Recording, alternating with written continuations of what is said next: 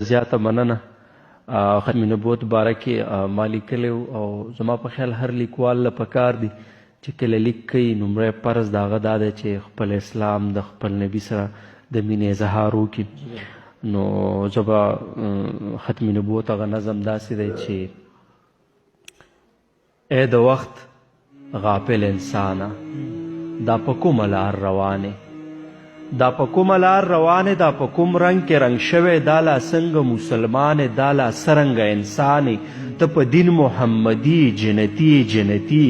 د دې وخت جابر نظام له د یهودو هر اقدام لا ته په مخ باندې سپیړی ته یې مخې ته دیوالې بس که پاسه را بیدار شه نبوت دی په خطره کې رسالت دی په خطره کې دیمو دین ته سازشونه ډېر ګنده ګنده خیالونه راته ایښي دي دامونه خواره کړي دي جالونه ورسه قید مو دي فکرونه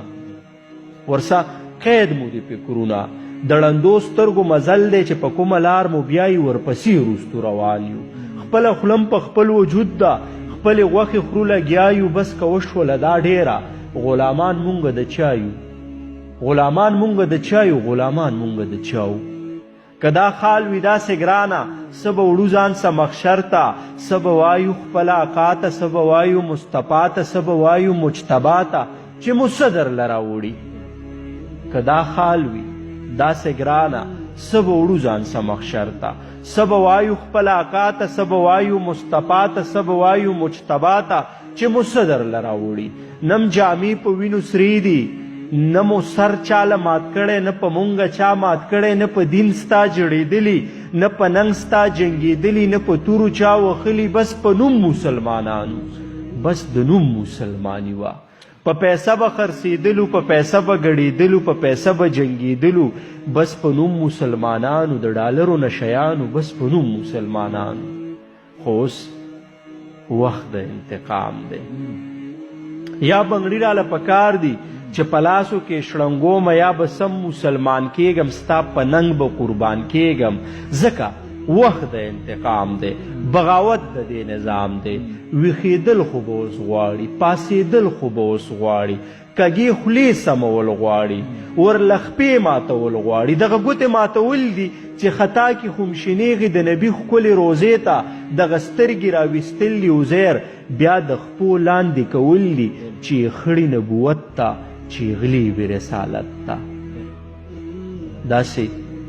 اور پیدا کول دي چې هر اور ترې امان غواړي داسې چغې ویستل دي چې پردې د غوږو وشلی داسې مینه کول غواړي چې قربان شو له اقا نه چې قربان شو مصطفی نه دا جذبې مو وجودي شه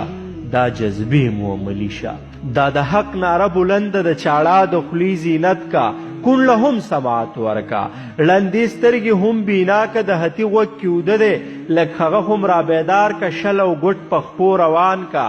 ربه کلکه مسلمان کا دا حسان هم سم حسان کا هغه توره د خالد را چې دا قوم پې تورور شي مټور شي زورور شي بیا به لیکم بیا به وایم بیا به ستایم څنګ پرغون غوندې خوبونه زمونږ سترګو کې ځایږي څنګ پرغون غوندې خوبونه زمونږ سترګو کې ځایږي صلی الله علیه